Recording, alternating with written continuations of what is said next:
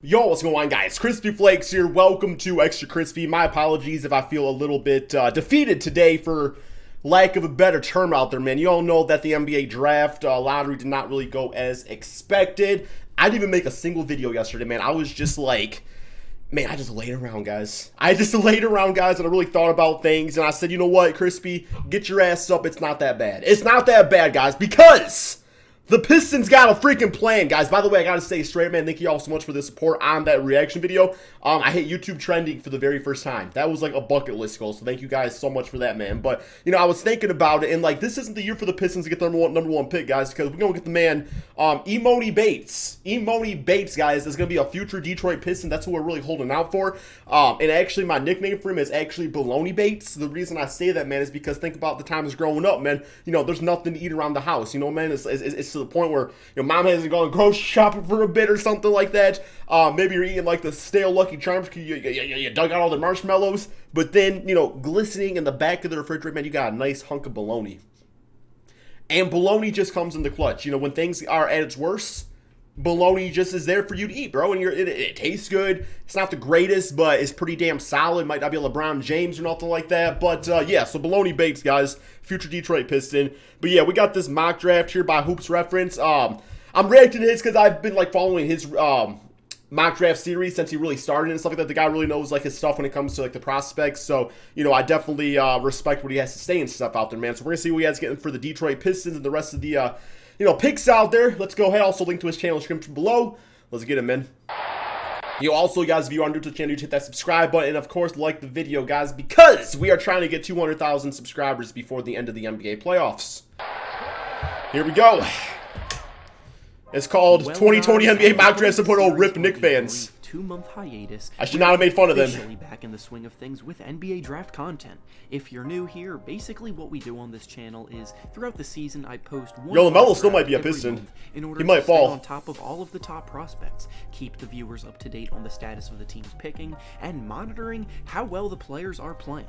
Obviously, with basketball being shut down for 5 months. Yo, there's actually talks of the Pistons going for Lonzo Ball and LaMelo Ball. We'll be doing a rebuild of that on my main channel, Crispy Flakes. But yeah, they're going for both, so it could still happen. Could still happen. Gone down last night. Still happen. Order that the teams in the lottery officially being set in stone. We're back. Before we dive in, though, make sure to like the video and subscribe to the channel, as all support is very much appreciated.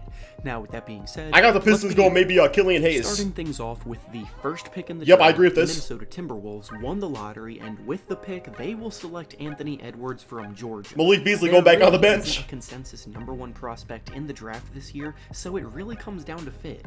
And for a Timberwolves team currently led by D'Angelo Russell and Karl Anthony Towns, adding a top wing player is the right move. In his season at Georgia, Edwards showed off a lethal scoring ability. I think his three-point shot's a little wacky, though. And his big body combined with his shooting ability make him a very prototypical scoring guard. He can create his own offense off the dribble. He attacks the basket. My big body combined with my love of fast food actually makes me pretty. I'm not gonna make that joke. Need to work on some of the not gonna make that joke. Like decision making and shot selection. Fill in the blanks. Overall, he's a phenomenal guy to take #1. Next up, with the second pick in the draft, the Golden State. Assuming they don't trade it, yup. Wiseman makes the most sense. I'll start off by saying that I'm under the impression that the Warriors will be shopping this pick and look to trade it, but because I can't predict a trade for this video, the selection is based on if they keep it, and Wiseman seems like the perfect fit. Wiseman's an interesting prospect because coming into the college season this year, he was seen. Yeah, Wiseman's cool and everything. It's just the issue is that the Warriors, the way they run their offense, they don't need Wiseman. Like, they've always excelled having, like, a Kevon Looney or, you know, like a JaVale McGee or Andrew Bogut, somebody like that. Like, they don't really need a guy like James Wiseman for the price tag and stuff like that. It's like you might as well trade him away and try to get, you know, upgrade your roster and other aspects. As the best player in the class, and after a few games at Memphis, give you Blake Griffin for it. He would live up to the hype, but then he got caught up with. I'll give you Blake Griffin at our 7th ended pick. Up dropping out, and now we barely watched him play at all against legit competition. He has all the physical tools, measurements, I'm gonna take on Wiggins, I guess, to be a big-time player. And Curry, but it's definitely not a guarantee. The Warriors are set at point guard through power forward too, so taking a center just seems like the best move. Moving on now to the third pick, the Charlotte Hornets select LaMelo Told y'all, Ball. Devontae Graham's losing his starting job Are now. pretty mediocre across the board and don't really have any specific glaring needs, so in this spot they'll be looking to add the best player available. And in this scenario, that player is LaMelo Ball. Oh, my bad. World from a very I do actually hope that James Wiseman falls to them so they can just move on from Cody Zeller, guys. They gotta move on from Cody Zeller. young age for his flashy play. It's about damn his time. unlimited range, and most notably, the family he comes from. However, as he's aged and matured, LaMelo has really come into his own and proven without a doubt he's a legit NBA prospect with real star potential. Because a lot of the traits he Might fall to Detroit, just though, can't if you really be think taught. about it. His floor They already vision got is Devontae, exceptional. so He's an unbelievable passer, and he has a crafty handle that allows him to get to his spots with ease, and the confidence he has to shoot from anywhere on the court is unparalleled. Obviously, he Damn, that will was need to some play sweat, more bro. under Or you control spit on the in floor. NBA, but a lot of what he brings to the game cannot be taught, and is absolutely worthy of a top 3 pick. Next up with the Yup, fourth I agree with pick in this the pick. draft, the That's why I got Chicago them taking Bulls Deni. Select Deni Avdija from Israel. Avdija is a wing player with the height of a power forward and the skill set of a guard, and he's definitely one of the most versatile players in the class. Might be like a Gallinari. When versatility is king in the NBA. Positionless basketball is as popular as ever, players need to be well-rounded to be impactful, and Avdija fits in here to a T. He's not necessarily great at any one specific thing, being a decent shooter of the ball and an above-average ball handler and playmaker. Jack but of all he's coming trades. off of a very strong season overseas, and that experience should help him translate immediately for a Bulls team hoping to take a step forward. I like the pick. I like Up it. next, Obi with the Toppin. 5th pick in the draft, the Cleveland Cavaliers select Obi Toppin from Dayton. Good selection. Obi Toppin was the best player in Get ready, college Kevin basketball Love. this year, and his combination of explosive athleticism and skill all around make him the perfect modern-day power forward prospect. He brings a level of excitement to the game when he gets to the rim. He and might be a throws down superstar, to be vicious honest. Dunk, and in half-court sets, he works well in the pick-and-pop or pick-and-roll scenarios where he can pop out and knock down threes. Additionally, he's a very good post player, so when the game slows down, you can throw him the ball down low to get a bucket. The Cavs have a ton of talented young guards, so Toppin could fit in right away in the front court. I like Next it. up with Tyrese the 6th Haliburton. pick in the draft, Oh, the yeah. Atlanta Hawks select Hell yeah. Tyrese Haliburton from Iowa State. Right He's like a 6'6" combo guard. He would work nicely. I was thinking him or that Devin Vessel. Devin Vessel would be pretty solid alongside Trey. now, the Hawks are ridiculously reliant on Trae Young to create offensively, and while he's proven to be able to produce at a high level, if they want to start winning games, they will definitely need creation to come Maybe elsewhere, RJ Hampton as well be as exciting. take some of the weight off of Trae's shoulders. Haliburton could come in and balance things out with Trae because he's much more under control as a ball handler. He has a great feel for the game. Yeah, my brother went to and he that can college defend for either a guard year. position, so the pairing would work on both ends of the floor. Next up, with the 7th pick in the Okongwu, you know what? Hey, LaMelo Ball. It's the wrong teammate of the two, but I do like him. I think he could be like a Bam Adebayo or maybe like an Amari Stoudemire type of player, man. Like the pick and roll with him and Luke Kennard out there would be the deadliest duo in NBA history.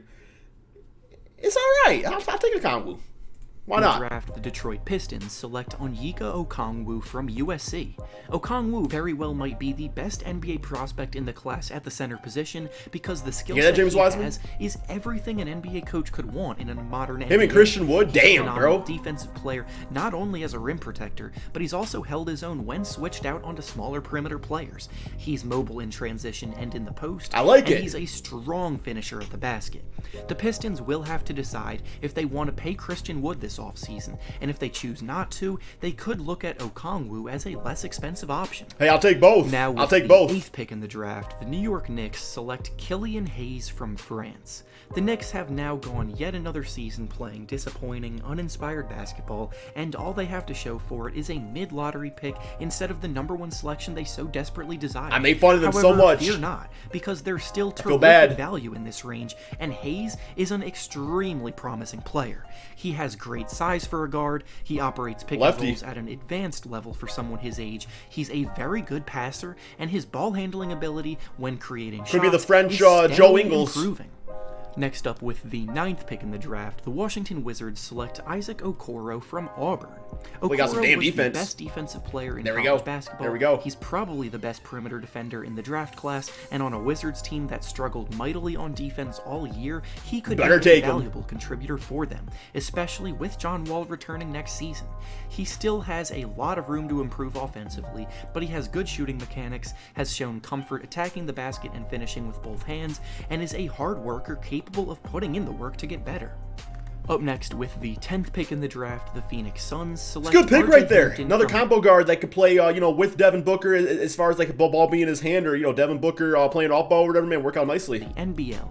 The Suns I like this mock draft. It's a good one. Stories of the bubble with how surprisingly well they played, and are hoping to carry that momentum into next year. Hampton is a prospect that brings a confident shooting stroke, solid secondary play. What does RJ stand for? And his blazing speed could add a new element to the Suns' attack. He was a bit injury prone in the NBL, but from what we were able to see, he can be a very talented player, surely worthy of lottery consideration. Yeah, he's young. He'll be good. He'll be good. Next up, with the 11th pick in the draft, Nesmith. San Antonio Spurs select Aaron Nesmith from Vanderbilt. Nesmith is another prospect that flew up draft boards this year because his production on the court was impossible He's really in deep for thought. NBA scouts to ignore. He's arguably the best shooter in the draft, having made 50% of his threes on over 4 attempts per game, and he moves off the ball like an NBA shooter should by using screens, cuts, and spot-ups. He also has a 7-foot wingspan, so his length They need a makes his DeMar defensive replacement. upside equally as tantalizing. Up next, with the 12th pick in the draft, the Sacramento Kings select Tyrese Maxey from Kentucky. Maxey had a bit of a disappointing year at Kentucky offensively, but the odds are that his scoring I think Cam Reddish was the same way. Of a fluke because on several occasions he demonstrated an elite ability to put the ball in the basket. He went to Duke. Besides his inconsistencies on offense, though, he's also a very good defensive player out on the perimeter, and with Buddy Hield likely being something to monitor regarding his situation with the team and his future there, they may look to bring in a shooting guard in the draft. Next up, with the 13th pick in the draft, Bey. the New Orleans Pelicans select Saddiq Bey from Villanova. I like his name. Bey is essentially the prototypical 3D prospect, but he also brings so much Oh man, I remember that era. Yes, he can comfortably defend multiple positions, and Bey. yes, he can also knock down threes at a very efficient rate.